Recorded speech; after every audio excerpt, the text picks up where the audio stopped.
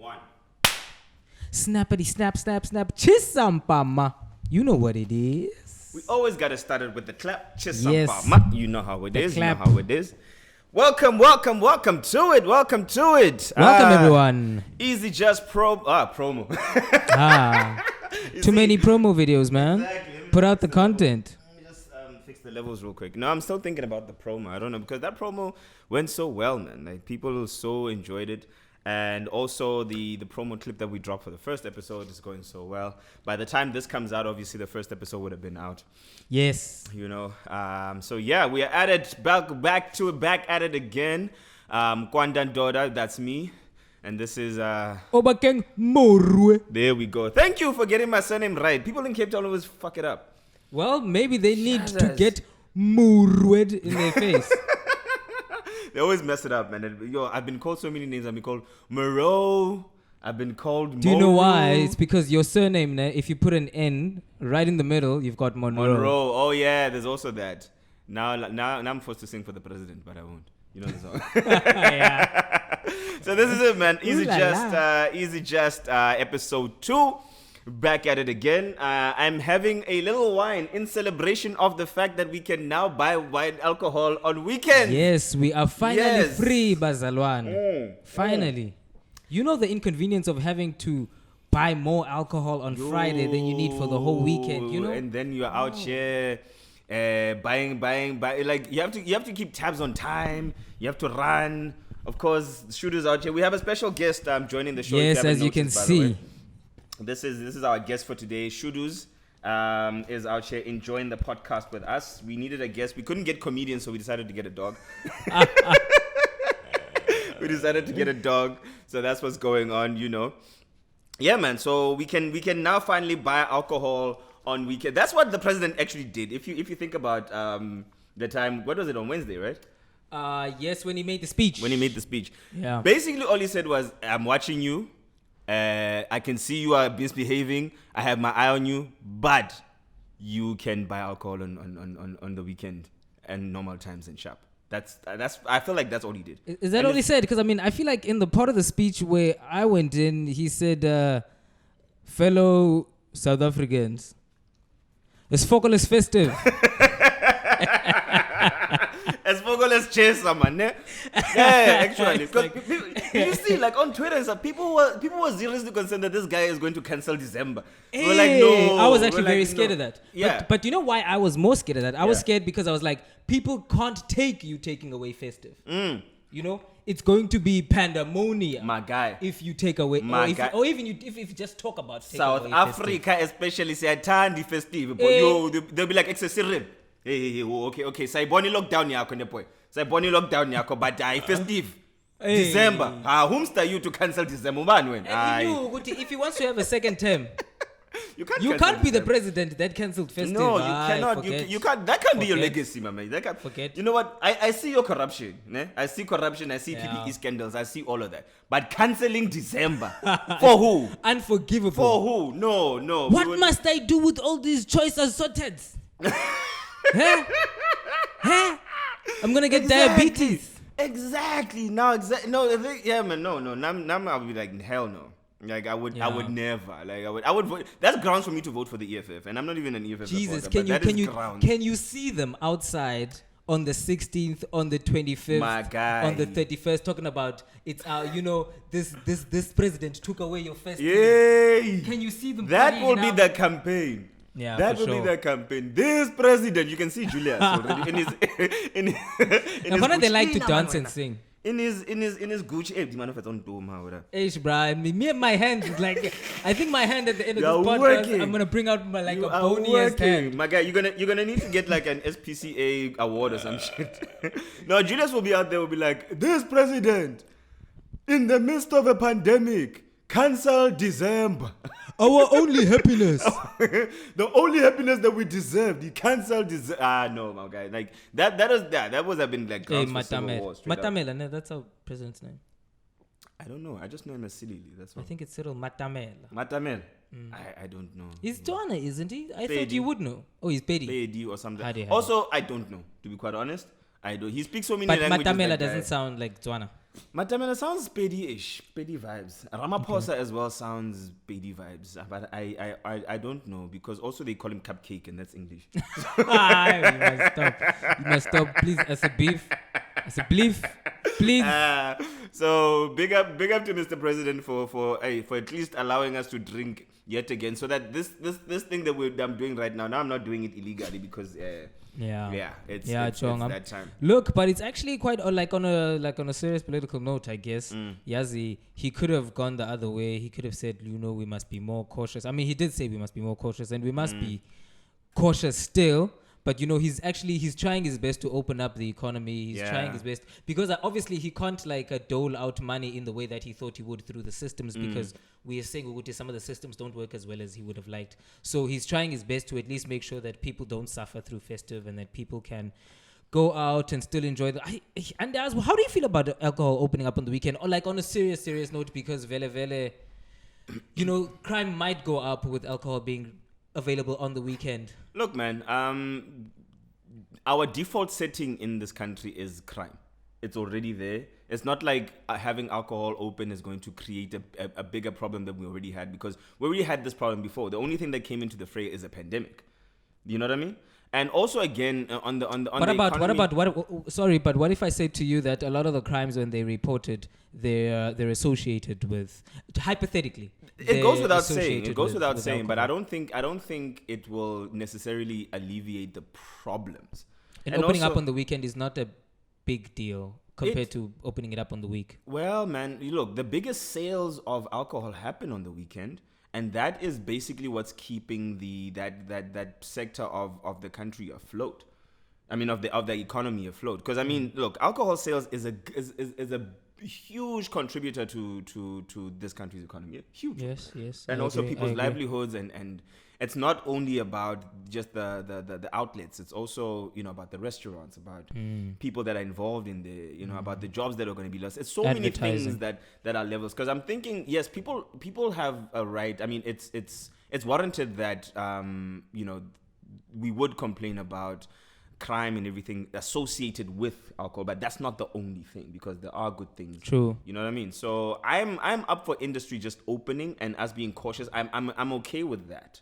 I'm okay with the industry opening, because you should be allowed to buy whatever you want whenever you want, man. As a law-abiding citizen. So you can just go buy some heroin? No. The legal stuff. Come on. I'm just saying, the way you said it. You should be able to buy. You should be able to buy the things. Can I just go to a drive-thru and just give them my arm? No, we have like a heroin drive-thru. No, imagine that at like a KFC. Not KFC, but just no, bro. No, but I'm just saying, man, I honestly don't think there should be so many restrictions. I understand having no contact between people and all of those things. That's warranted. But I mean, just, if I want to buy booze, why are you trapping me to buy booze if I'm going to consume it at my house? Come on, you know what I mean? Yeah, but the thing is, I think, when you open it up on weekends, I don't know. I mean, I think the danger would be if the small constituency of people that will drink a lot at one point and maybe will drink on the weekend because they get paid fortnightly, maybe, or whatever the case may be, and then it's not the best scenario. But I mean, you can't say that person, you can't have the same rights as everybody else. You see, and that's also again letting a small minority, which is a very big number, dictate what the rest of us need to do. I mean, you know what I mean? I'm not down for that. I guess here's where I'm struggling with it, is that when you open up alcohol to be sold at the maximum way or rate or modality that you had before, what happens is that all of the violence that was going to come in the festive, there's absolutely all of the mitigation strategies that you'd put in place, you've now pulled the last bolt out. You know what I mean? So at least maybe it would have been better, maybe not for the economy, but for everyone's safety over festive, to not open alcohol on the weekend. I'd imagine some people will fight and be angry because the alcohol is not open, actually. Yeah, I'm one of those people that would be fight and be angry. I'm saying I know we have problems. And I know these things need to be addressed. But God damn it, if I want to buy wine on a Friday or on a Saturday, and I really want to buy wine and I can afford it, because you know what the thing is, because I agree with you, but at the same time, I guess the thing is, a responsible drinker will probably buy alcohol that they're not going to consume immediately, and an irresponsible drinker will probably buy alcohol and consume it immediately. I think that's fair to say. Well, for me, it just depends on which day of the month it is. I can be responsible and irresponsible. I don't look, man. I understand your concerns are valid. I don't want to lie.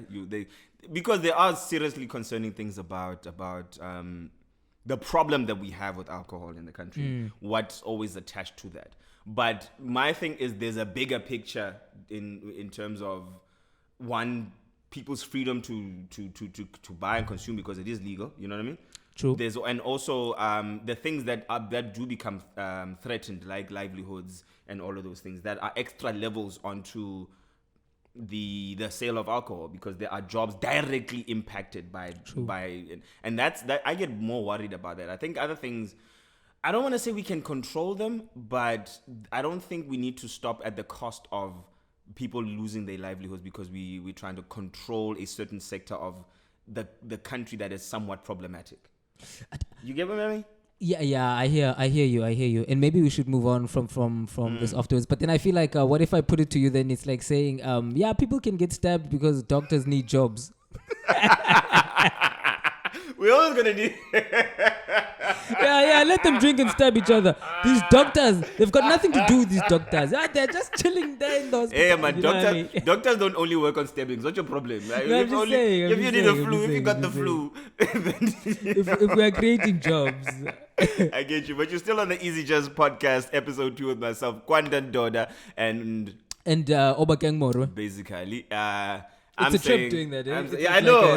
It's really otherwise. And we're still enjoying the drinks. It's a weekend, and I'm drinking, and it's legal. So if the president sees this, nobody can say nothing. Basically. I'm telling you, if my other hand didn't have to keep a puppy asleep, I'd also be doing drinking. the same thing. See you in the next part.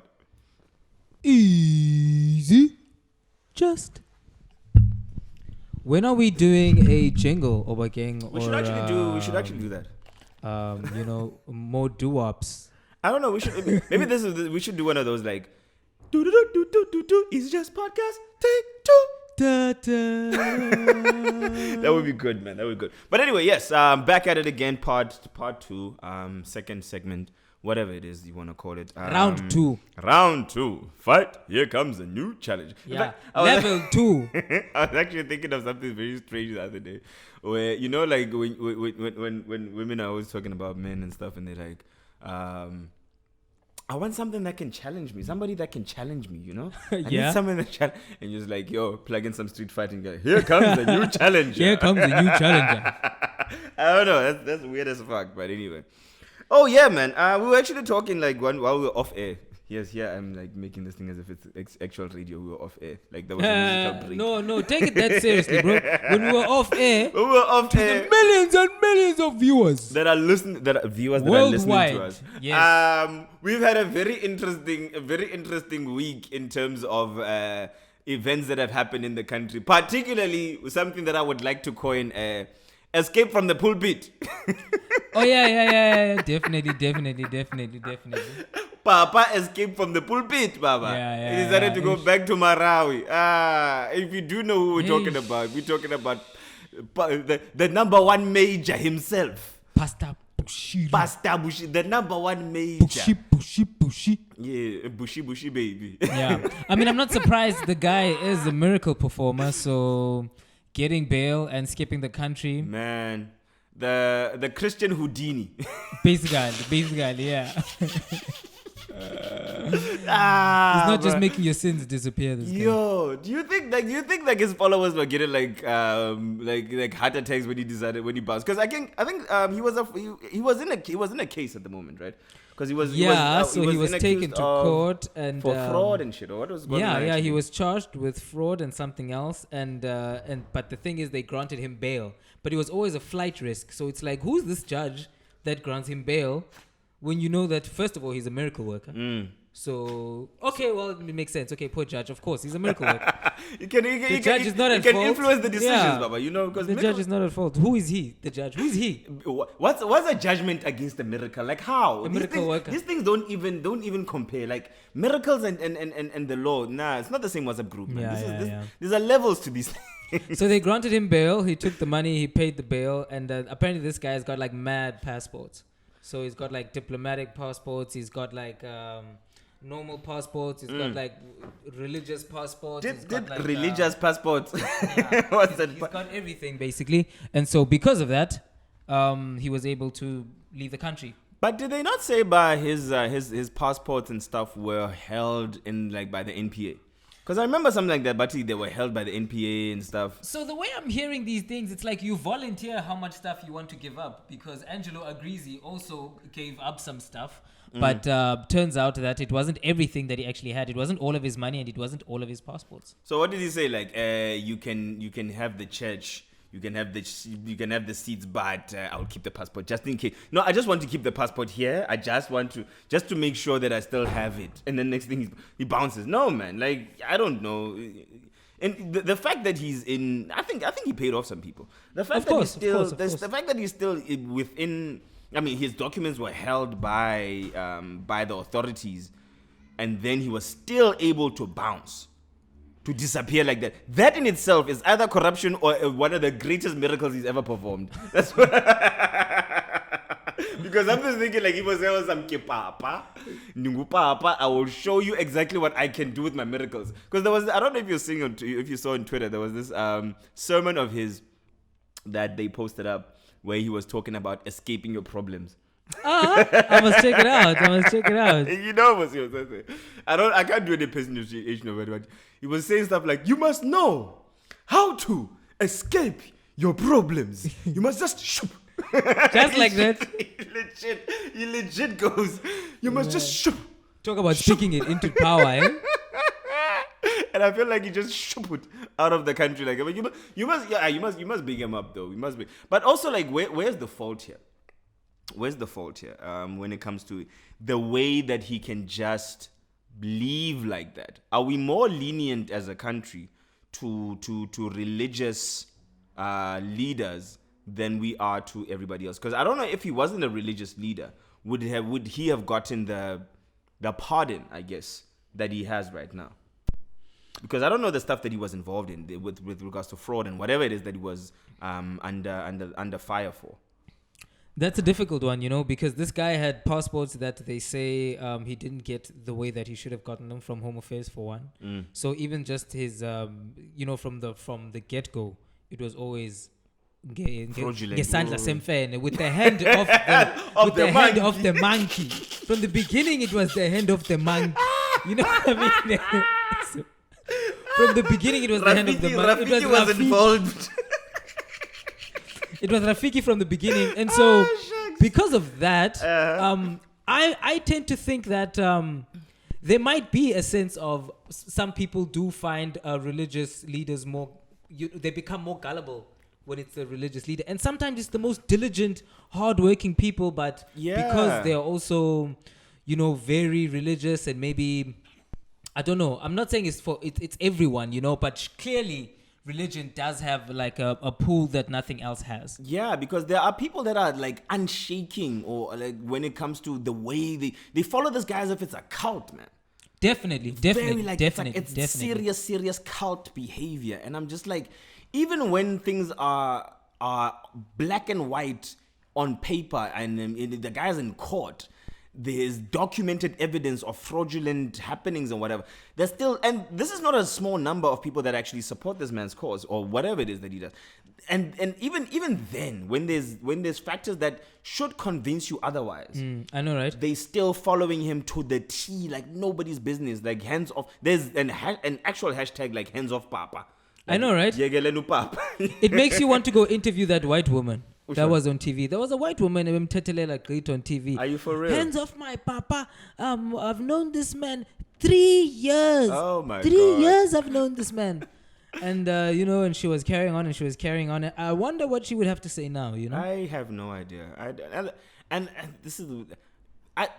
are people that gullible, man? Like especially people that follow these prophets. Because I don't believe in that stuff for nobody's business for like at all. But is it desperation?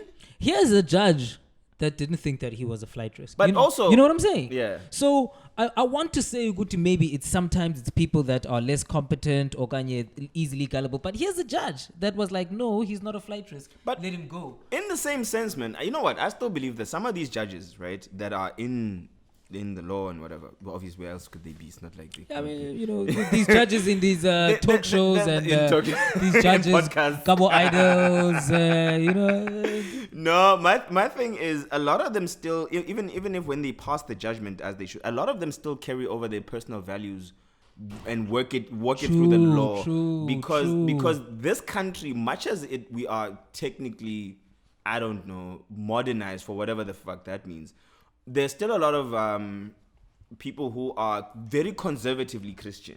You know what I mean? So if you come into the fray as somebody who does, I don't know, man, you are out of the sphere of Christianity, you will get the harshest, punishment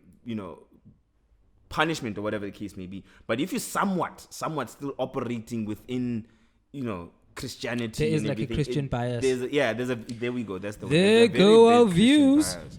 I think so. I don't care, man. It's the truth. It's the truth. Like I mean, our constitution and the law. Is it makes sense, right? Because the reason why it's the year 2020 is because Christians won.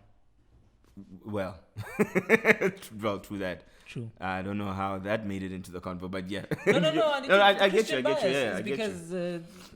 We dictate what year it is. Because of the is all because of Anglo history. Yeah, I don't know, man, but he performed the greatest miracle ever, disappearing. Because had it been anybody else, I want to see what Omotoso is gonna do, because he's gonna have to get the Nigerian president over here, and Buhari is kind of sick. He's not trying to travel everywhere. Omotoso is the other pastor that's also in trouble. He's in PE again. Like. Battle of the pastors. So I think, and then there's a third pastor. There's a third pastor. That one is the one that had beef with Bushiri. That one is called Mboro.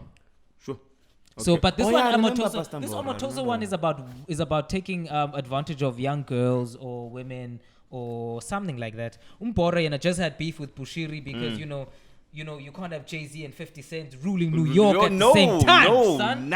There can only be one king of New York. This is my pulpit. One king of New York. This is my pulpit of the international. Those churches always have the longest names, man. the church of what's Bushiri's one?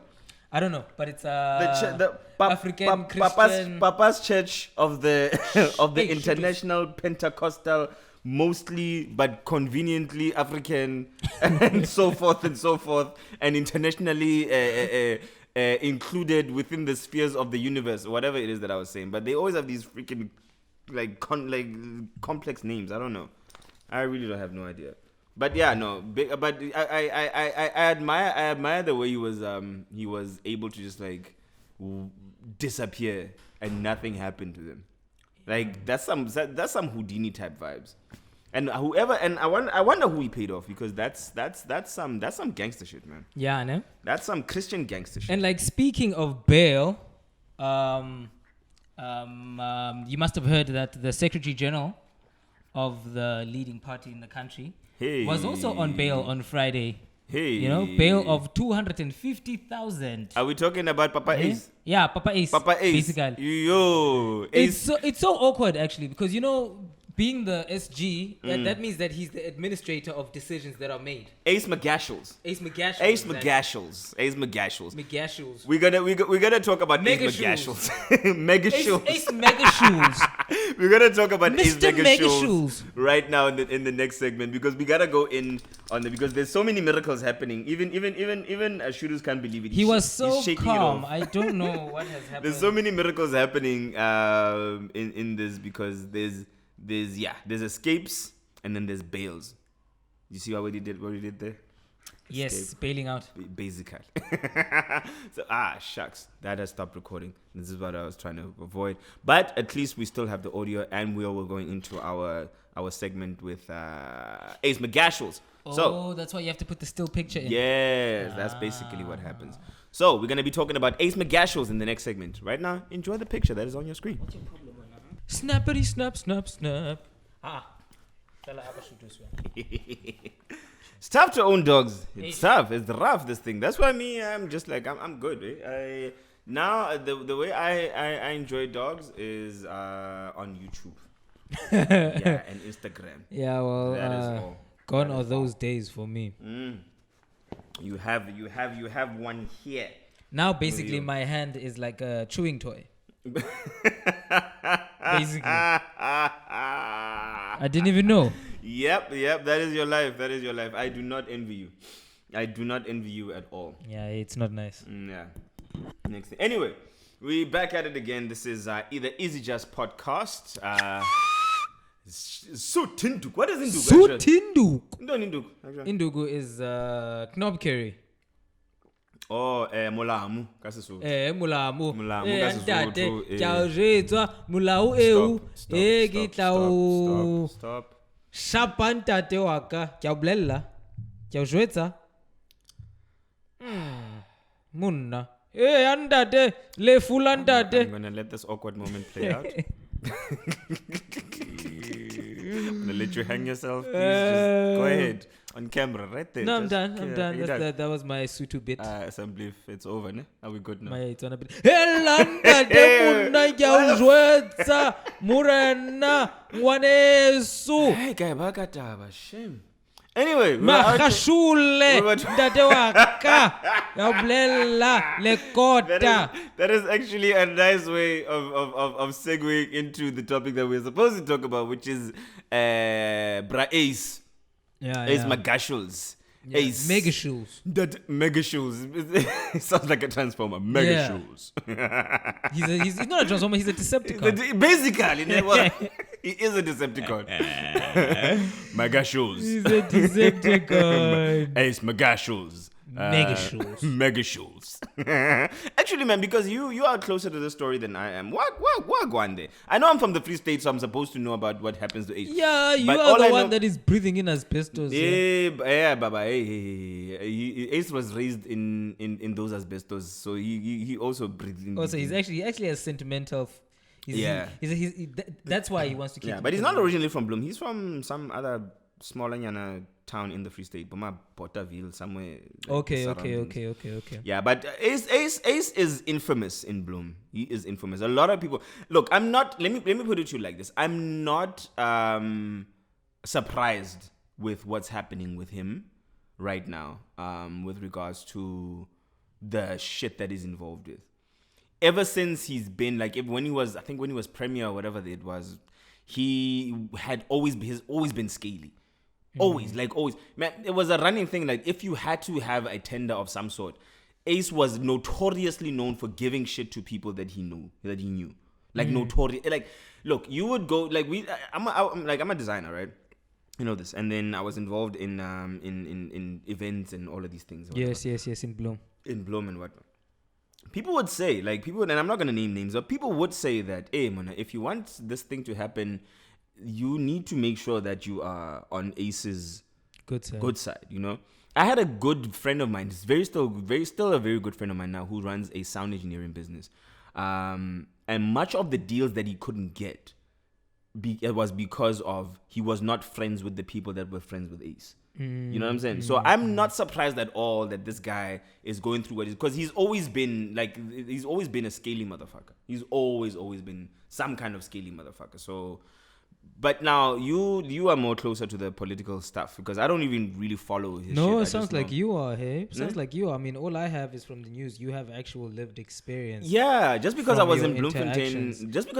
You're a citizen of Bloemfontein, so you are exactly like the... I don't know. It can't get better than your perspective, actually. Yeah, no, I've always known, like, just from, like, even people would make impersonations of him, like, because that's how he speaks, again. Yeah. I can know about and train now. Once you well about one,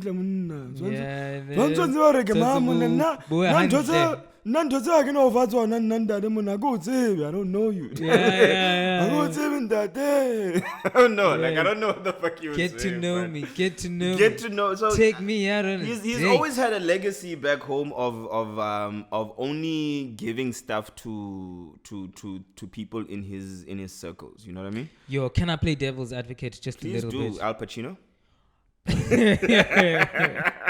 Hoo-ha! Yeah. What if I put it to you that, what if in the form of let's say building the party, let's say you are part of the ANC and you put it upon yourself that actually the party needs to grow. I don't know if the word is stewardship, but it needs to grow on the ground. It needs to be powerful. It needs to be entrenched with everyone on the ground. And so you decide that the way that you're going to do it is that you're going to benefit a sector of people, and that you're going to do it almost in a nepotistic manner, you know? Yeah. You're going to benefit those people, and that's how you build the constituency of your party within that particular area so that you don't lose power.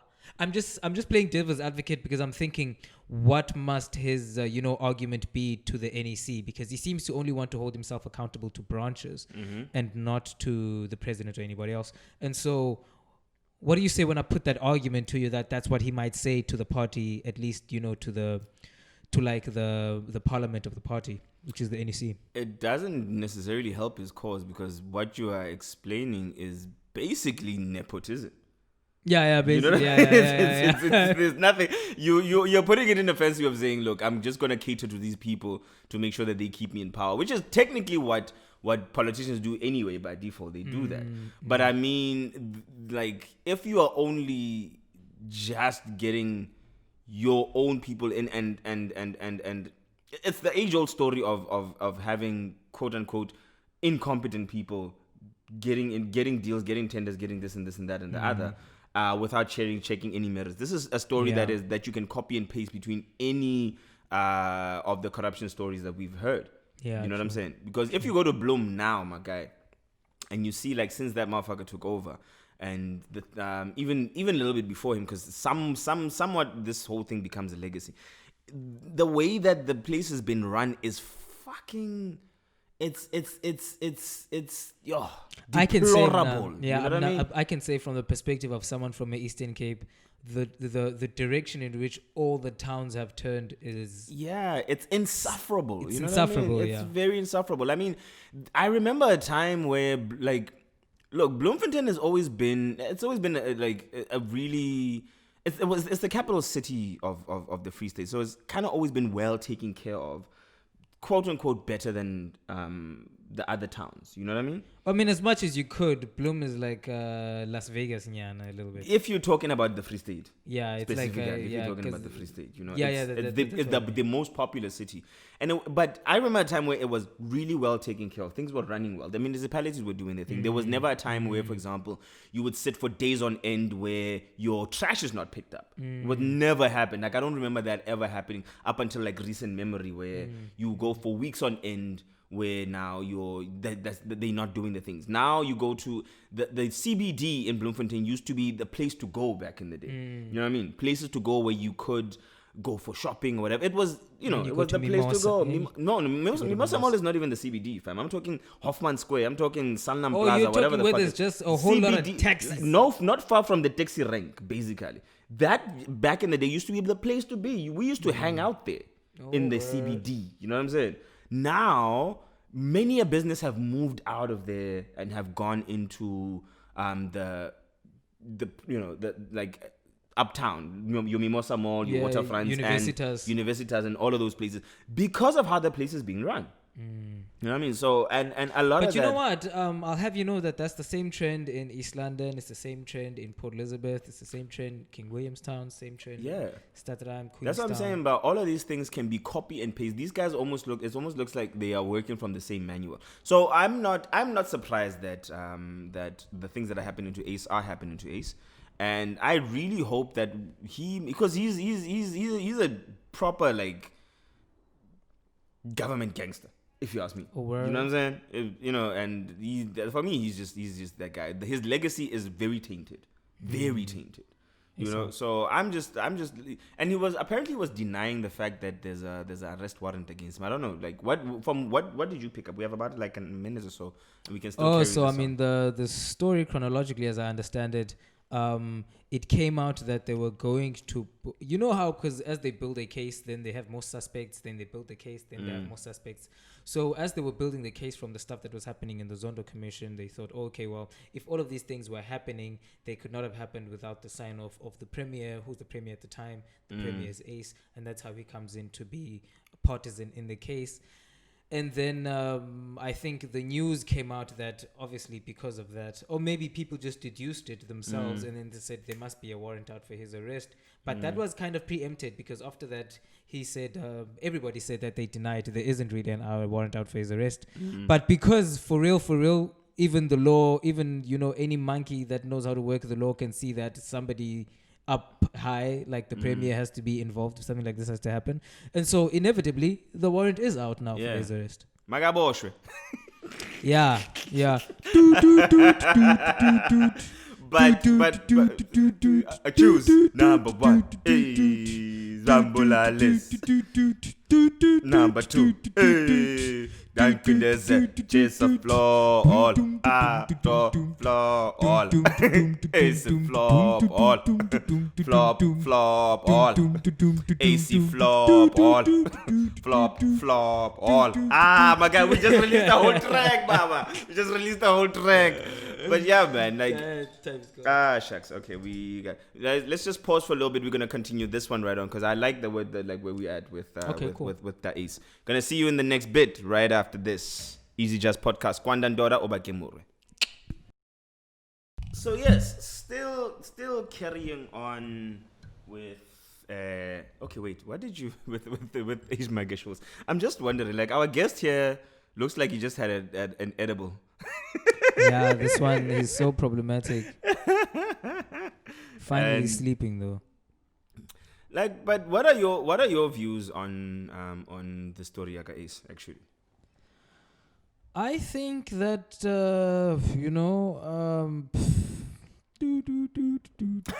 he's gotta go to jail, bro. He's gotta go, bro. He's gotta go. Can you imagine a scenario where, like, they get all these corrupt officials, like everyone that has been in the news, like Ace, for example, and Kanagema, the other one, Supra Mahumapelo, from the Northern Cape, ne? Northwest. Yeah, Supra Mahumapelo, whoever it is from the Eastern Cape, and you see them in the thing. In the courthouse there, with the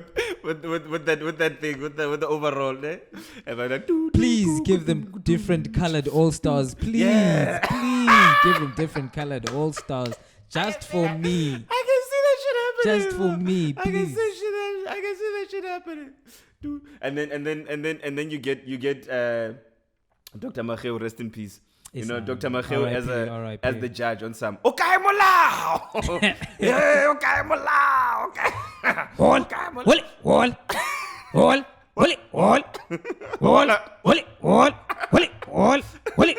Yegalani man bodu kuti vela jasulega. Yegalani man bodu kuti vela zenpelelwe. But git. Hey, pumelokshini man. Pumemthethweni lokho pumemthethweni. It's government. Yeah, they must know. And then I can see Ace Magashilo going, Hasana lebona batiba, Hasana. Give us free, Ndoda. Give us free, Ndoda. I will see. We'll see how it goes. Dude, that's actually a sketch. I can actually see us doing this sketch. I choose number one. Give us free. But it should get to a point. You know what? The one thing that's bothering me about this entire thing, man, like, and this is like a common thread when it comes to prominent African countries. It's like the sticker of corruption, for lack of a better phrase. It's becoming so much of I don't know, man, of a trait, for lack of another better phrase.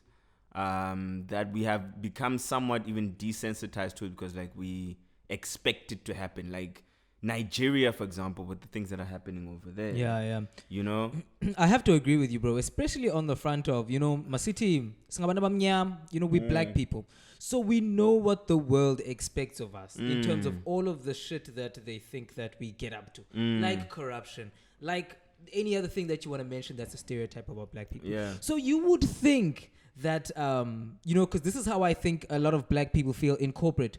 You have to work extra to show Uguti Chonga. I'm not going to dance on the table. It is fine. You can put the jug on the table. I'm not going to dance on the table. I am going to do my part. I'm going to do my best. I'm going to work my best. You would think that our presidents would kind of feel like, yes, we have a little bit of pride. Yeah. And we are dope presidents, and we are black excellence. How come our presidents never make us feel? It has to be rappers that come and talk to us about black excellence. You know what I mean? The presidents should be repping that black excellence. We shouldn't be getting that from rappers. We shouldn't be getting none of that from entertainers, man. Exactly.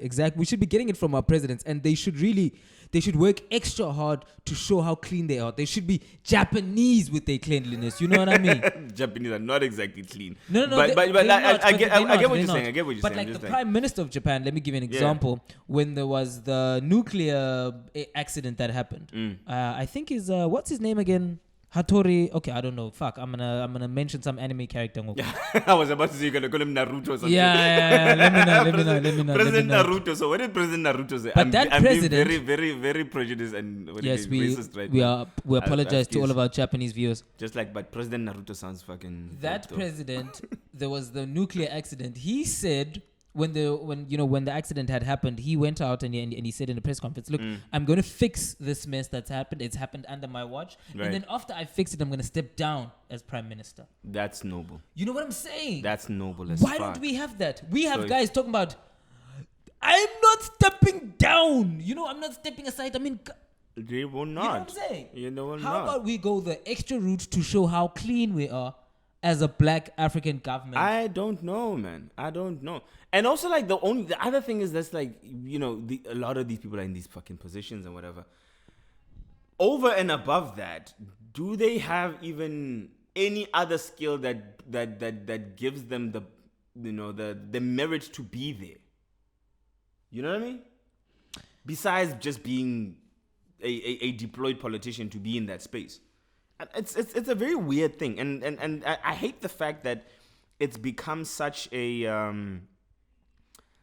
I don't know. It's an expected story. It's just become part of the fabric.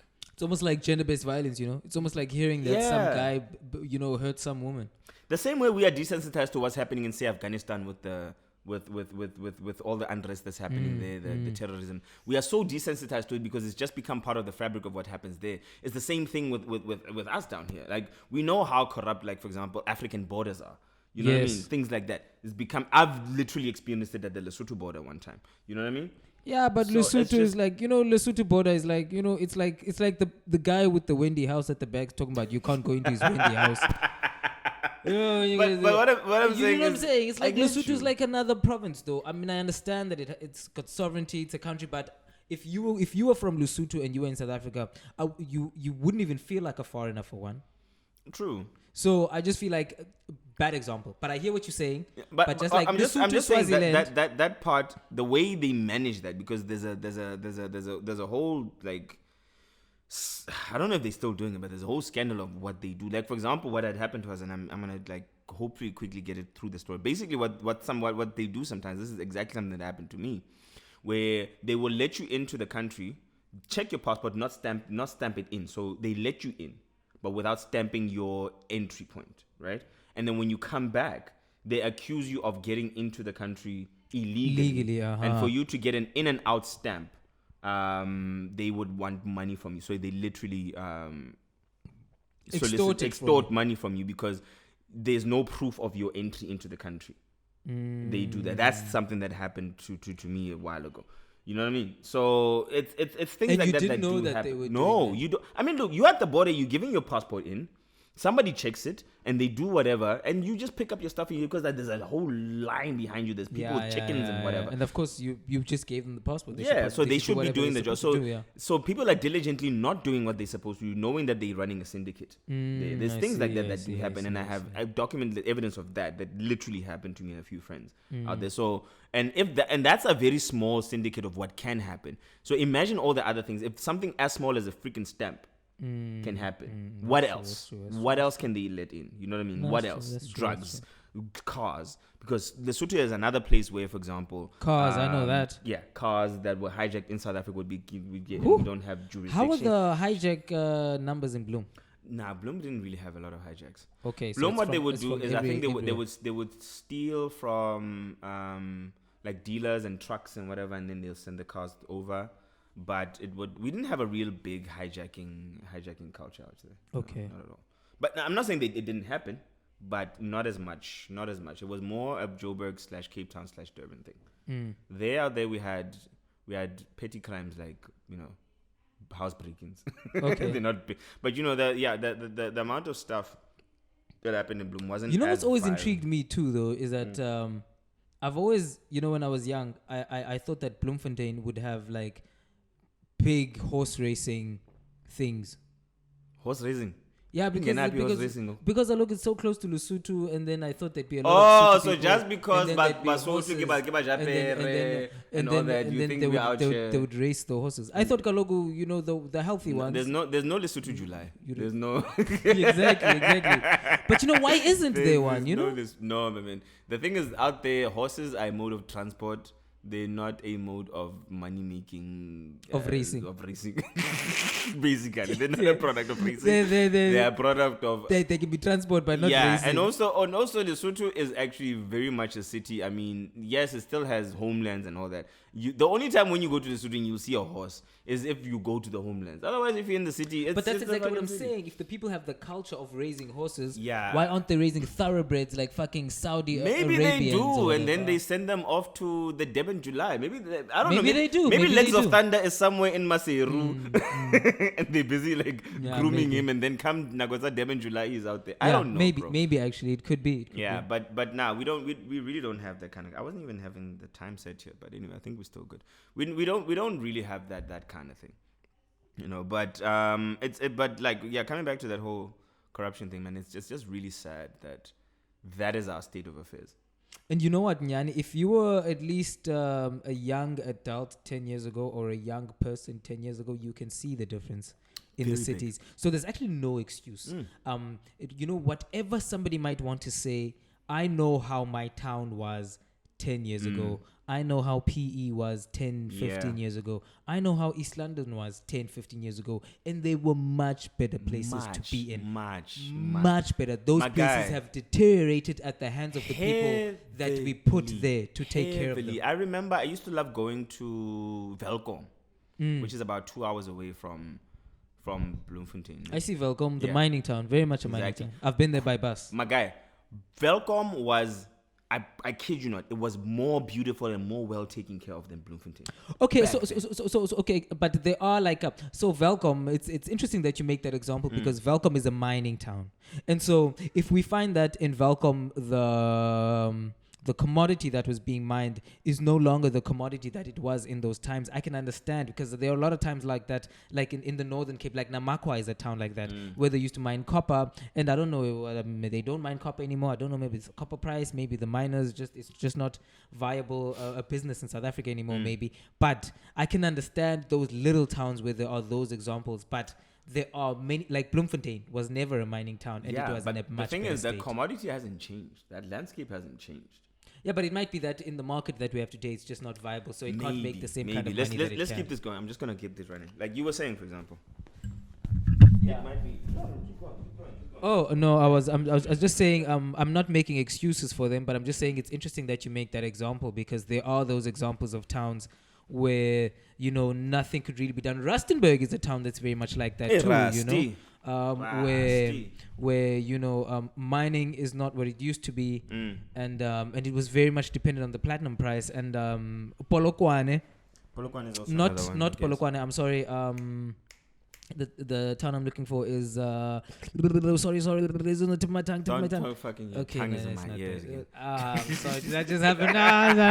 Awkward. Just do this little thing and then you just fucking. Wow. Did I just lick your ear, you bro? licked my ear. Did bro. our relationship For just the move to second that time, level yeah, now? I think I have a crush on you now. I'm sorry, bro. I I mean, have how a did it crush on you feel? now. Eh? How did it feel? ASMR.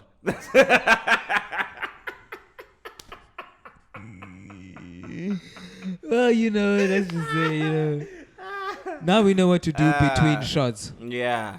So, anyways, Shots. it's like the town I was talking about is Mokopane. I don't know if it's a town or Where a is district, but it's a platinum mining district, and Okay. there too, the economic standings of the town aren't what they anticipated them to be because the platinum price, whatever the fuck is. But it's no excuse because there are too many towns that are not mining towns, that are not fishing towns, that are not anything towns. They are just places where people are and people work and people live, and they have deteriorated at the hands of these people. Heavy. And I'm thinking if they were ran properly to begin with, there should have been enough reserves, I'm thinking, if they were ran properly, to actually kind of maintain a certain standard of, What you're saying is so true. Like, if you just read the Auditor General's Yeah. report, you see that these guys, they used reserves like a bad coach. You see. Nice one. That is Nice how they one. use the reserves. They just used them Up. All of. everything. So yeah, I mean, It's there's no so excuse. sad, man. Like, there was one of the most popular roads in Bloemfontein, which is Moshweshwe Road, right? That is the longest road, and I think it's the longest one that connects you between Ekas and town. Like, you literally use that road to go from the township straight into town. I think you just Is that the one from Mangaung side or from yeah, from my own side. what's that hospital called? Pilno? Yeah, basically. See, I know my way around. Yeah, bro. no, you were there for what, 6 months? Or some shit? Okay.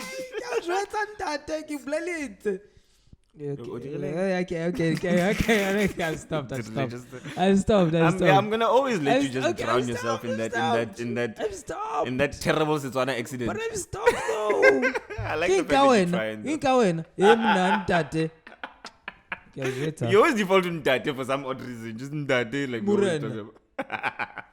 But like I say, man, Moshweshwe Road was like no, Rekau fail out here. As far. It's VAR. Yeah, also that's Afrikaans, but as VAR. 5 jacket. Give 5 jacket. What was it? Yeah, 5 jacket again, Apparently it's 50 rands. No, 50 only pinkies. Oh, where I come from. Well, I mean, 1 jacket is. No, we don't speak in jackets. There's jackets, bro. There's Jacket. totally jackets. Blom. Some is My guy, no, Pretoria. I'm from okay, Bloemfontein. There's no jacket. Pretoria. Some is Pretoria. Pretoria, that's Pretoria. jackets. Yeah, we have pinkies, we have choco, we have tiger, we have half tiger, we have where was I now? We have trata, that's $100. Trata. Yeah, trata's $100. Or kind of again, there's another one. There's another Clip. name. No, clipper, but there's a nar. That's like a proper Bloemfontein. Nar is $100. What? Yeah. What's the etymology of nar and 100 I bucks? don't. Nare is an animal of some sort. I could be getting this completely wrong, and there'll be people in the comments going, no, Nare is something else." A buffalo. Nah, I don't know. It could be because what's on the 100 before we got buffalo. Mandela? What do we A have? buffalo's on on the 100. So- a buffalo used to be. Yes, and then we have Mandela We have now. Mandela now, so Yeah, we used to have a buffalo, man. I miss those buffaloes. So babe, I think Nare could. I don't want to say Nare is a buffalo because now I'm gonna seem very stupid. But like Nare is something else. It's an animal of some sort. I really cannot remember what it is. But then that was that other informal name for $100. for $100 back home. For 100 quid. What kind of quid king? I know it's London, but kind of. Do they? Is it quid and pound? Is it like the same shit? Yes. So it's just like different. So 100 quid is 100 pounds.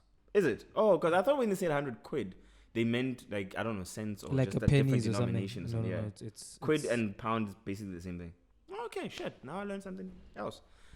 Where was I? Oh yeah, I was telling you about this road, but it was the one that was connecting the township and town, right? Yeah. And it cut through all the prominent townships from like Rocklands to Pame, Bochabela, Sports, or all of these places, and it goes into town.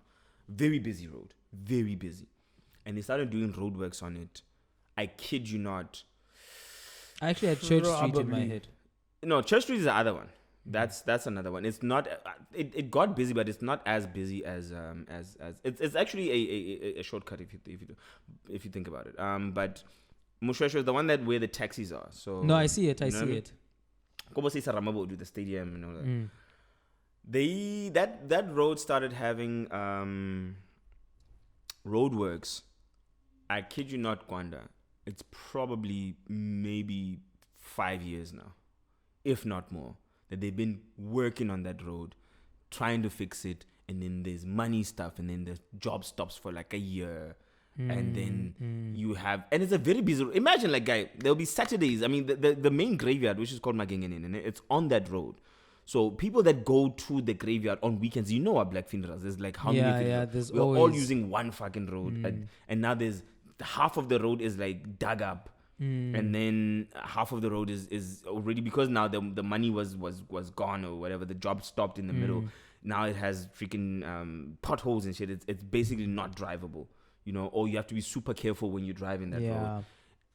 Imagine these are hearses driving on these roads. Hearses, taxis, everything. People get there. You know what I mean? So I'm just like, the way it has, like, that whole situation has gone down, man. It's just, it's very heartbreaking. It's very heartbreaking when you look at what's going on. You're like, I remember a time when it wasn't like people weren't doing fucked up shit, but it was never this bad.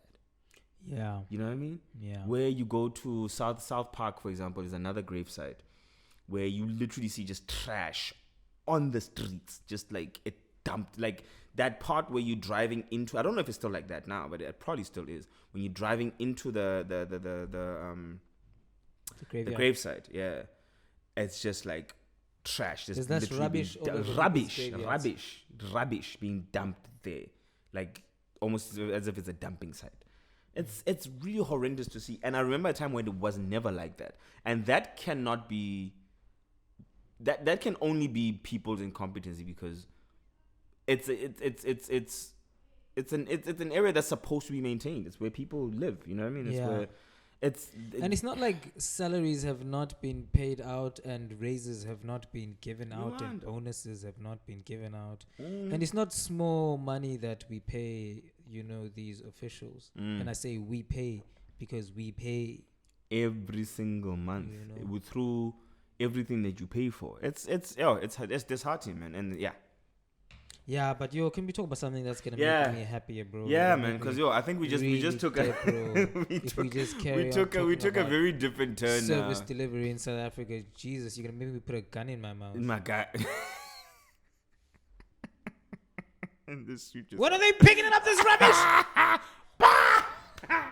Can't take it anymore. I guess. But yeah, man, we need to move on to happier things. But basically, these motherfuckers must just get the act right. And I want to see heads roll. I'm not gonna lie. I think we all feel like that. I want to see heads roll, man. I want to see people arrested. The nice thing about it is that the people that are to be held accountable are so oblivious of it because they've been in this position of untouchability for such a long time. They think that it won't happen. But at the same time, I'm scared. You know, I'm scared that, you know, you are pushing people into a corner and then they're going to gang together. That's why I was saying to you, I don't think it would not be plausible, depending on the percentage of the NEC that is not tainted by anything. That is what actually is going to determine how the trial for this man goes. If a big percentage of the NEC is in fact tainted by what we've just spoken about now at length, and there's paper trails and there's proof and if there's just guilt, actually, let me just say that. Yeah, which they'll never admit guilt, to. Yeah. Then how do you think that person is going to vote when a motion is put in place as to how must we handle this comrade?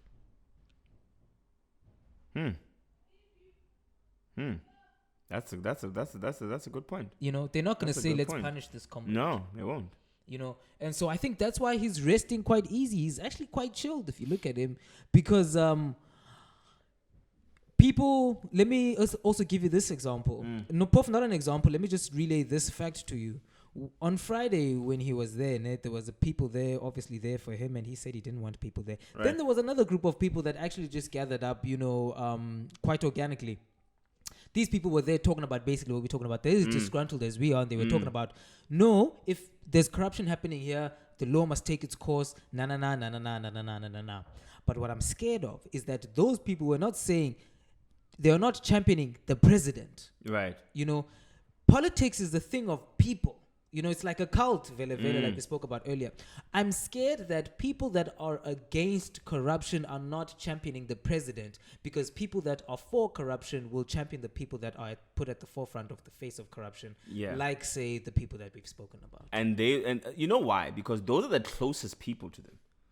You know what I mean? True. They are the closest people. Ace is the closest person to whatever it is that he's the mouthpiece, basically. Yeah.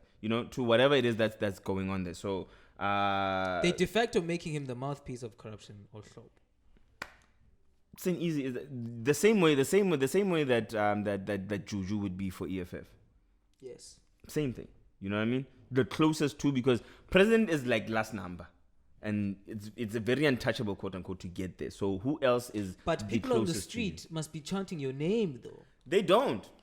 You see, that's why I'm saying I'm scared. Because I don't know if people don't chant your name in the streets, can people be moved enough? Because people will be moved enough on the other side. It's the other side that needs force, Ngoku.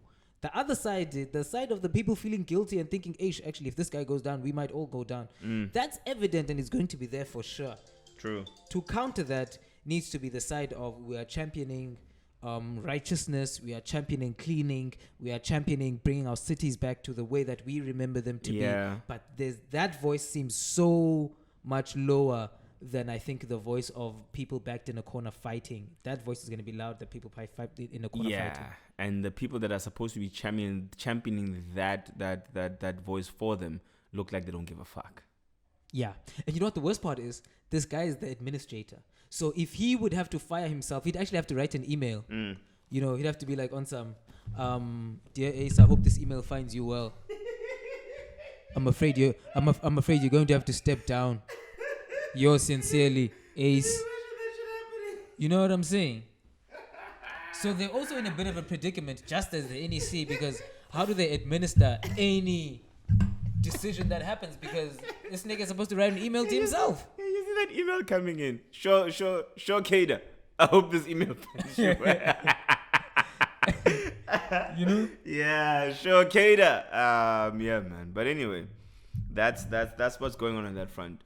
But just closing off on this whole Ace thing, because we've really talked about it at length and we've delved into so much more in terms of that conversation. My thing, as being a resident of Bloemfontein and still very much a proud Bloem boy, very much a proud Free State boy, I've only seen Bloem deteriorate since that guy took over. Maybe even before him, but since him, I've only seen it deteriorate. I have not seen an improvement of any kind. And my man, I don't care what anybody would say in his defense. If you're the leader, you are accountable. Yeah. I have not And you can't say Uguti Mhlambi it was bad before his time, because he was elected in there to fix it. Yeah, and he's been in the whole Obakeng, I guess in the circle or whatever the fuck you want to call it. In the boys club. Yeah, he's been in there. So I've only ever seen, and the worst thing is, every time I go back home, it's worse. It's worse. I actually echo the same story, bro. It's just that my guy is not in the news. I mean, he's in the local newspapers. This guy actually just lives a couple houses from my house. I'm actually friends with his son. But he's also like a corrupt individual that's done nothing good for all our municipalities, that he's hopped around, messing them up, from Buffalo City to Lukanji to all sorts of different kinds of places. So it's going to be interesting to see how things go from this point, because heads must roll. Heads must roll. But now you are asking, the heads that must. It's like King Henry's wives voting whether another wife must get beheaded. I never read King Henry. So. Oh, and he was this English king. Quickly. Yeah. Catholic Church was running shit. They were like death row. Then like the comparison. yeah, all right. yeah, they were like, excuse the play on words. Actually, Yeah. they were like death row, and then this king, he was like P Diddy. And he was like, actually, you know what? I don't really like those rules and, and the way that the death row is doing things. And I could really do my own thing. And I'm the king, Vele. I want to do my own thing. So then he decided, I'm going to get a different way and do things. And then he started Bad Boy and got B.I.G. and he did his own thing. So this king then decided that he's going to start the Church of England. Okay. Right? And so his wives couldn't give him any children. And the reason why he became like the Rockefeller. Yeah, basically, the reason why he started the Church of England. Yeah, Bad Boys. So he was P. Diddy. The reason why he started the Church of England was because he couldn't have any heirs to his throne. So he'd keep on beheading his wife because he wasn't allowed to divorce his wife because the Catholic Church doesn't allow you to divorce. So when he got tired of beheading his wives, he then decided to start a new church. Wait. Hold the fuck up. Go back.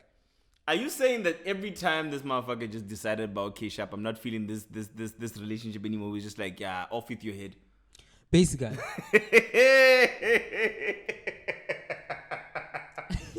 Basically. Not only that, like I don't like you. Not only that, all of the churches outside of Catholicism stem from that event, because all of the Protestant church come from that. From the head cutting off. From the Church of England. Yeah. And he established the Church of England because I think he got tired of cutting off the heads of wives. And he decided, let me start a church because I'm tired of these guys. He's like, maybe he was getting too much head. Let me try and divorce them. He's like, let me try. Let's try this divorce was tired thing. Of all the head. Yeah, but he was also beheaded in the end. Oh, is it? I think they took away his head from all the. Yeah, I think I botched that story, but it's fine. But some of it I got. But if you understand Death Row and Bad Boys, you understand exactly what. And also, this is the comedy podcast. Don't come here for news. Yeah. Please do not quote us on anything. We are here to talk about shit that we're here to fuck around. So please do not quote us on anything. I don't want to see fucking News 20 whatever, News 23. That's trying to be News 24 quoting and say, hey, these two comedians. This is a comedy podcast. We're talking shit. So. I don't know, man. I'm done with this whole political shit. I'm done. For sure. Like, I'm good. I want to talk about something happy. Yeah, I really do. I really do, because I got a show later on. I need to be in good spirits. Man, you do. Hey. Yeah. You still haven't listened to the new Busta Rhymes? I still actually have not listened to the new Busta Rhymes. My guy, you need to listen to the new Busta. You know what my problem is, ne? What? I'm just in a Kwaito phase. I've just been listening to Kwaito. What are you listening to? Let's talk about this Kwaito phase that you, because you actually, like, this is another thing that we need to talk about. You know what? I think we need to make a podcast dedicated to Kwaito. Or a Kwaito episode. Yeah, just dedicated to Kwaito. We like go into all the classic joints, all the memories that we have about the classic joints. What we do or do not know, because one thing I do know about you, you've done your proper research when it comes to Kwaito. Like, you even know who the fuck produced what. Like, that's your shit. Yeah, but it's because I love the music so much, man. But what have you been listening to? You got like 7 I've been minutes listening to Tokolo Makesh. Tokolo. You sound like it's Tokolo. She's the Tokolo. What the fuck is Tokolo? Tokolo. You know what my favorite joint? You know what my favorite joint is at Tokolo? Intro again. That's my shit. Put in my pet, that's all I'm dead. I guess not for some seed. Put in my pet, that's all I'm dead. That's my shit. Karari. I am Sagazwin. I cannot to corner coast to coast. I check no coast. But you know the song I've always liked. You know in that video, no? Yeah. When that video starts, there's another song in the beginning of it. Tim Sindo Pesul. Hile kupeshisa. Makipes banda. Vutumlilo. Tim Sindo Pesul. I love that song so much, but I've never been able to get hold of that song. It is on the album. I had that album and then somebody stole my disc. I had that album. But every time, even when I look on the internet and I find Intlo Vyangena, I don't find that song. You won't, because that song is on the. It's an extra song, like on the album. On the actual disc thing. It's on the disc thing, and you don't find that album. If you go on Spotify or whatever, you will not find that album. Yagatukul. It's called. What is it called? Was it the name? It was also called Intlo Vyangena. Is it the brown album? You know? Yeah. Yeah. You will not find that. I've looked on iTunes. I've lost that CD, so obviously I don't have it anymore. But you won't find that song anymore. Yeah. No, I've been listening to a lot of Kwaito. I actually thought of a top 5 Kwaito songs of all time. Which is? That Are we going to Kwaito now? But we'll make it. No, just a quick top 5. Yeah. Just a quick top 5. Hala. For me, in no particular order, Mashelen of Kabelo. How does it go? Okay, I'm kind of butchering. Yeah, exactly. Yo, my guy, there was a time. Keep it up, Shele. Keep it up, Shele. Leave me room parate. When Ukabelo released that album, kind of what was it? Everybody watching. Yo, that guy. There was a time when he went to CUT. We still got 5 minutes. That's Cool. There was a time when he went to the CUT. This is the Central University of Technology back home, right? That's at the height of this album. Yeah. We were performing. That's the time I can proudly say I shared a stage. With Kabelo. I shared a stage with Kabelo. I can proudly say that. I was still heavily involved in music at the time. Man. So we went on, did our things. Was myself, my cousin Shate, and Big Size, another one, a good friend of mine. We're not as close as we used to be, but we used to wreck shit back at the time. So we would get booked for things like that, right? Performed at that gig, my man. We went on obviously before him, did our thing. Yeah. Kabelo came on. Yo, do you understand when I say a Kwaito eruption, my guy? Yeah, I can imagine. There was a joint that was popular at the time, man. Yeah was also off that album. Dum. Balele. He gets on stage. This is the biggest song of the time. Yes, this is the biggest song of the time on that album. This motherfucker gets on the stage and he opens with that. Dude, if women could strip, if we had a culture of women stripping and throwing their underwear on the stage, this is what would have happened. And I think, I could be wrong, but I think there's a chick that I saw flashing him. Yo, my God, it was to a degree where this guy could not get on stage without people grabbing him. Like, that's how... It was insane. You're so lucky to have seen him at that time, because I did. Obviously now he's a different person. He's a grown man. But Christian. I'm gonna get it. Okay, but quickly, my top 5 before we run out of time. So Amashelen, Ungawakum, and then Dlala Mapantsula. That's the one. TKZ. Yes. And then I had what else did I have now? I had Listen, Jazam, please. No. I actually had Dlala Kayona, New School. That's okay. That's yeah. And then I had Dlala Kayo. Nanka Dlala Kayo. Nanka Dlala Kayo. I just love that song so much. That was a joint. And then I'd probably say Umazol too. Because it just has to be in there. I love that joint. Like one of my. But that's a decent top 5. It is. Top 5. I don't have a quite a top 5 though. But shoot your shot. Dude, man, like, you know what? Look, I'm a huge TKZ fan, right? There is one isn't Jazam. You know what? You know what I love about TKZ was the closest thing to Kwaito Mrs. Hip Hop on Onyx. You could see the influences. Fam. So when they dropped the TKZ and the Family album. Yeah. That Gaz album 2001. Gaz 2001. That shit did the things for me. Like, I agree with you. For me, it was Halloween and Gaz 2001. I agree with you. So which one is better for you between Halloween, Gaz 2001? Halloween. Hands down. The thing is, Gaz 2001 had selections, but also it was a perfect album. But it had For me, Gaz 2001 would almost win, except then Ulois is gonna come in and say, I'm gonna go without a I was like, Futsek. It was great. It was unnecessary. It was unnecessary. But people loved that song. It was so a beautiful much. song, but it was unnecessary. But now, when you have to put it next to Halloween, it's tough now. It's tough now because you want to put a girl without a name there. Shucks. And I think we lost our video. I didn't even recognize, but this thing stopped recording at some point. Oh shit. Yeah. So we that might have happened a long time ago. Probably. I have no idea when. So I'm gonna have to put a long ass picture on this thing because we lost track of what was going down. But we still got the audio, and so we'll put a picture on it. We need to have like fun pictures then. Yeah. We need to take fun podcast pictures to put in between specifically for that. Yeah. This is why we actually need I need to sort out the technical stuff, but this is why we actually need something that we can film without having to rest, you know what I mean? Because so that we don't miss moments like this, which is just what happened. But I think this conversation that we have now in terms of Kwaito is a great podcast idea, and we should definitely revisit this. And I would actually recommend it for the next one. What do you think? I definitely will do even like research and shit, so I can have interesting things to come talk about Kwaito, because Kwaito is a powerful force. And I'm going to talk a little bit about that. You know, I'm going to talk about what it means for black people, for young people. I'm going to talk about how... Okay, I'll talk about it when I talk about it. No doubt.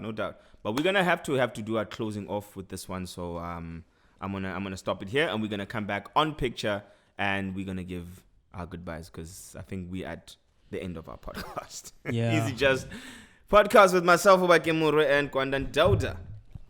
Should you? Yeah, go Papa or should Not uncles. Uncles, you can't trust these uncles. Right. Dad, you never know. So yeah.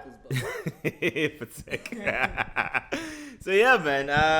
Fuck. Excuse the whole little trip up that we're having there with the video and everything else. But we are gonna be bringing you that Kwaito episode, because I think from what the conversation that we have had, there's a very interesting. Yay. The way you SPCA must not be looking at that. Sorry, Papa. I had to be quick.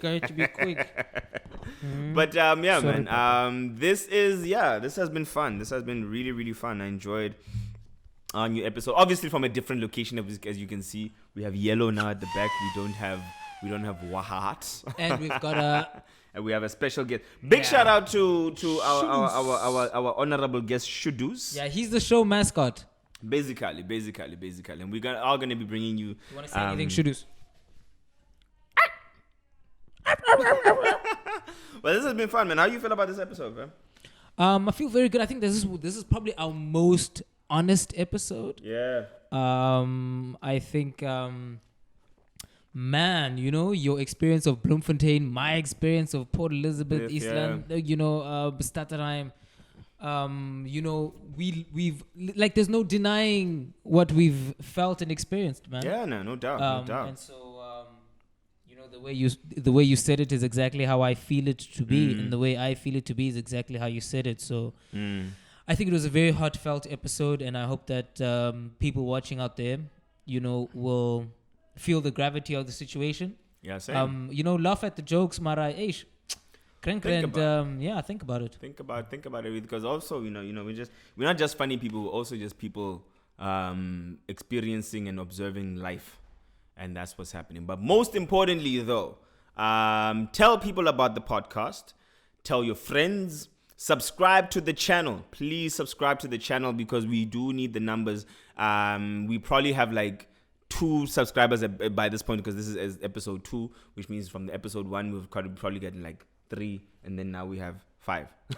and whatever it is. And now I haven't subscribed yet, so it's telling. So you have to subscribe to this channel. I must subscribe. I must subscribe to this channel. Tell people about the podcast. What's the channel called? EasyJust podcast. The EasyJust podcast. EasyJust podcast. Yeah, the EasyJust podcast. That's how I put it there. Also follow me on Instagram at obakeng.moroe, and follow Kwanda as well. What's your handle at again? Kwaymaster. Kwaymaster, Kway, right? Kwaymaster. Master. So follow him, follow me, follow the page. I think we're gonna do a podcast page on Instagram. Although I don't know if we should, but maybe it's a good idea. I don't know. Whatever. We'll see. Maybe do it in January. Yeah. But right now, the most important one is not the Instagram, it's the YouTube channel. The most important one is the YouTube channel. Please follow. Please share to your friends, to your enemies, to your side chick, to your side man, to the guy that's at the parking lot and you forgot to pay him the 5 rand. So now you have to share something with him. Share the podcast and tell him, I have a nice thing for you. Yeah. And maybe buy him data, and then you can watch like the podcast or whatever. But man, it's been fun. We're definitely gonna grow this as much as we can, get the numbers, So I have a feeling that this podcast is can rock it with the best of them out there. I really believe that we can. Yeah, of course. I mean, we wouldn't be doing it otherwise. It's going to take time. It's going to take dedication. It's going to take perseverance. It's going to take us thinking about every episode the way we thought about the first episode. Yes. But we're ready for that, Biggie said it, you gotta feel like you're doing it for the first time every time. Basically. So, and also we can buy wine on weekends, so I'm for that. Yeah. Always ready. So peace, much love to you. That's the EasyJust podcast with myself, Obakeng Moroe. Kwanda and Ndoda. Thank you for being with us. Thank you. See you on the next one. Peace, much love.